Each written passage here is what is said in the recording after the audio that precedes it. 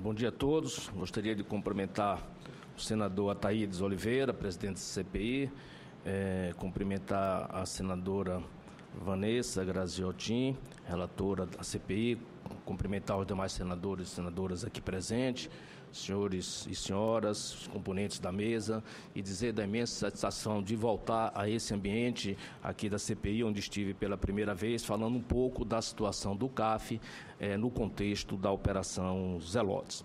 Hoje nós temos um foco específico, já uma proposta do esforço aqui já destacado pela senadora Vanessa, em torno das 24 horas que o senador Ataídes tem dedicado ao tema, está empatando com o CAF, senador, porque nós temos vivido 24 horas os problemas do CAF, o CAF não está parado, volto a dizer, nós estamos sem as sessões de julgamento, mas estamos trabalhando bastante para arrumar a casa e em breve voltar às atividades no contexto em que nos é permitido no formato atual de funcionamento, já por todos conhecido e já relatado aqui inicialmente pelo senador Ataídes, das melhorias que foram previstas no último regimento interno para que tenhamos uma melhor governança da instituição e recupere a credibilidade, até que também tenham dito isso, que essa CPI, com esses debates que têm sido levados, sinalize os caminhos para a questão do contencioso administrativo, seja na esfera federal, estadual ou municipal, no que diz respeito à matéria tributária. E o senador Ataídes já destacou aqui que o foco dessa sessão, desse encontro de hoje, é discutir um novo modelo para a solução do contencioso. E, mais ainda, ele foi preciso, a questão está na paridade. E o que se propõe aqui, a par de uma estruturação por emenda constitucional que traria o modelo não só uma solução para a União, mas também para os estados e municípios, segue nessa linha. Eu gostaria, então, de fazer uma retrospectiva, voltando aos idos da instituição do contencioso administrativo federal ou estadual. Eu não conheço assim a larga para falar especificamente, mas possivelmente a origem vem daí, e a mesa está muito rica na pessoa do doutor Gustavo e do doutor Heleno, que poderão recuperar um pouco da memória do contencioso administrativo. Mas o primeiro contencioso, o primeiro Conselho de Contribuintes, ele foi instaurado por volta de 1925, portanto, naquele período da instituição do imposto de renda no Brasil, e ele veio, no meu entender, justamente para atender os anseios dos contribuintes em torno daquele novo imposto e do que parecia ter uma excessiva complexidade que poderia gerar uma insegurança. Daí nasceu o primeiro Conselho de Contribuintes. Então, assim, veio no bojo da busca de uma segurança para os contribuintes diante de uma imposição nova no país, uma imposição desconhecida. E até para facilitar, a gente entende isso no processo legislativo, às vezes é necessário haver esse balanceamento. Você está instituindo um imposto e, em contraponto, eu vou dar essa possibilidade do contribuinte poder discutir a apuração desse imposto, se ele está sendo cobrado adequadamente, e essa composição veio com a representação da Fazenda Nacional e a representação dos contribuintes. Como eu já tive a oportunidade de salientar também nessa trajetória, nos anos subsequentes, até pela mudança da estrutura tributária do país, o avanço que foi tendo ao longo dos anos, juntamente com toda a modernidade, toda a complexidade que o país foi tendo, outros conselhos se seguiram em relação aos outros tributos que foram sendo criados, e isso vem crescendo até termos mais recentemente. Hoje é uma estrutura com 120 conselheiros nas câmaras ordinárias, 24 para a Câmara Superior, reduzindo os 216 que tinha até então. Esse quadro de 144 conselheiros, ele é exatamente aquele que tinha os conselhos de contribuintes, ainda conselhos de contribuintes, antes da instituição do CAF, portanto até 2017, em função do crescimento aumento da demanda e dos processos gerados, da litigiosidade crescente, até pela modernização, pela complexidade de tributos, o maior número de tributos instituídos no país para atender às necessidades do Estado e, portanto, também da litigiosidade em torno dessa demanda. Então, hoje o quadro do Conselho é aquele, em termos de conselheiros e da paridade, aquele existente em 2007, portanto, anteriormente, 2008, anteriormente à instituição do CAF, né?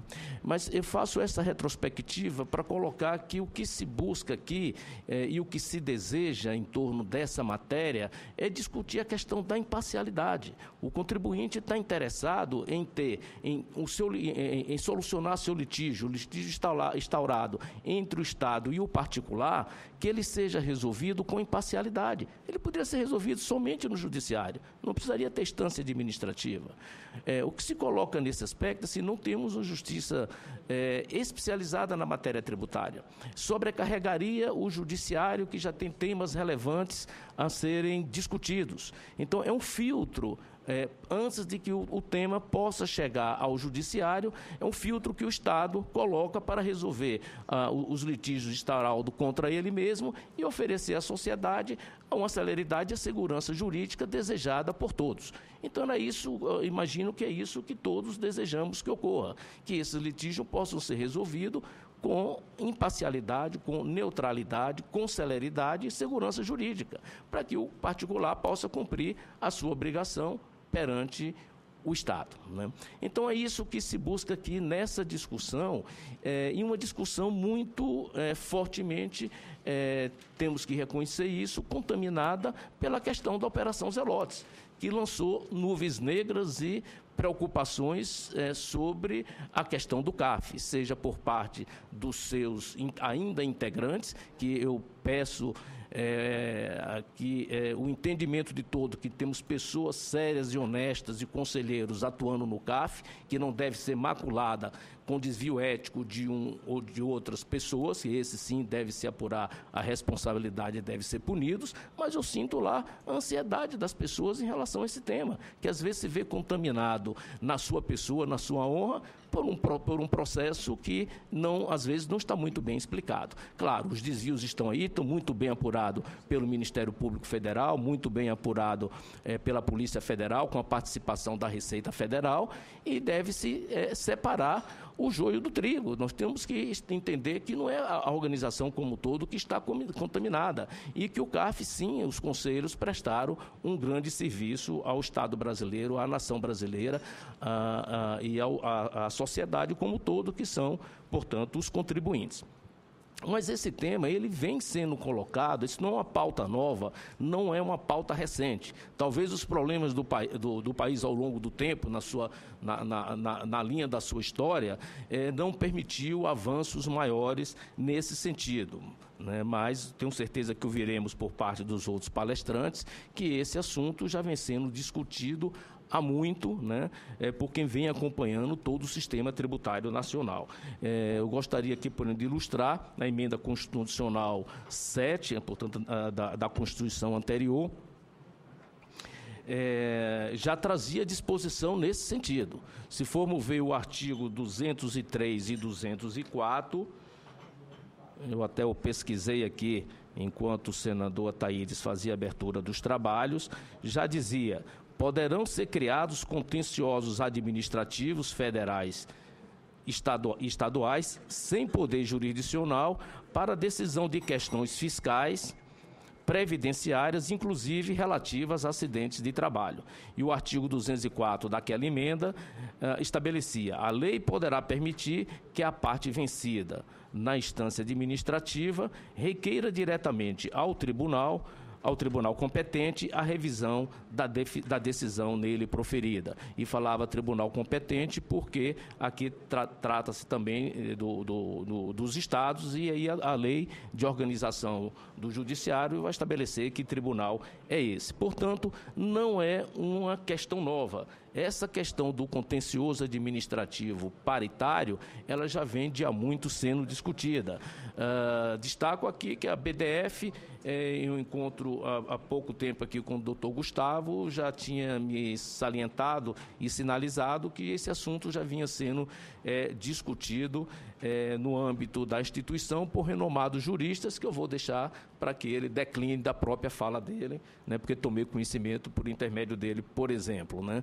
Mas, para não me alongar demais, porque temos aí a palavra do professor Heleno e do professor Gustavo, a quem todos desejamos ouvir, é dizer que esse é o cerne efetivo da questão. É como solucionar esses litígios com imparcialidade, com neutralidade, com transparência e, sobretudo, com celeridade. Se o impulso no processo administrativo, se o impulso do processo cabe ao Estado, de fato, não tem cabimento termos um tempo para resolver o processo de 8 anos.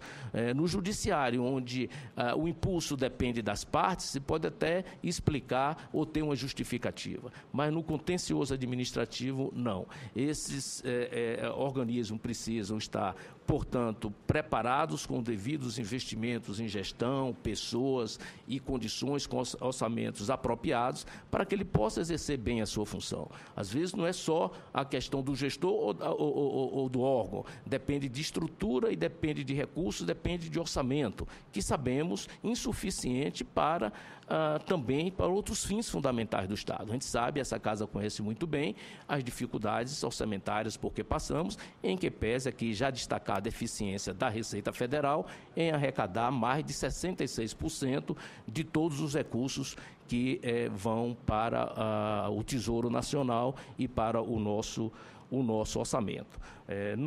Não poderia aqui deixar de destacar que, naturalmente, o controle é fundamental para qualquer organização, mas um órgão de julgamento, ele precisa ter liberdade para julgar. Quando eu falei que as partes, a fazenda ou o contribuinte deseja neutralidade e imparcialidade, não pode ter sobre a cabeça do julgador uma espada ou alguém dizendo como ele vai julgar. Isso contaminaria qualquer processo de resolução de conflito. Agora, controle tem que existir. Mas não de uma decisão isenta, não de uma decisão técnica.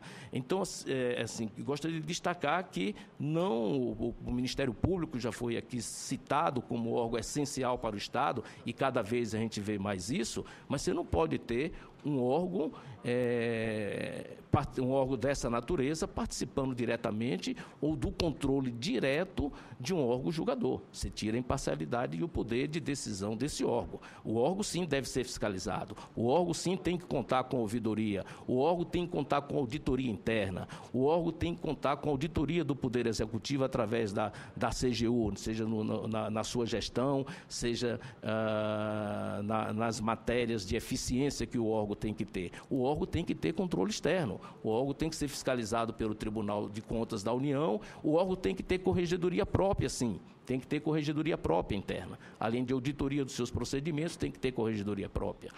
E externamente tem o Tribunal de Contas da União e todo o aparato que o Estado dispõe, como o Ministério Público ou qualquer órgão de investigação, para apurar os desvios e aí sim punir os desvios. Mas é sobretudo para que um órgão julgador possa ter a necessária isenção, a necessária neutralidade, a necessária imparcialidade, que ele possa julgar conforme o convencimento dos seus membros e com a maior técnica e conhecimento possível. Era isso, senador, que eu gostaria de trazer nesse encontro e continuo à disposição para os debates que só vêm enriquecer e traçar os caminhos que a sociedade brasileira busca em torno desse tema.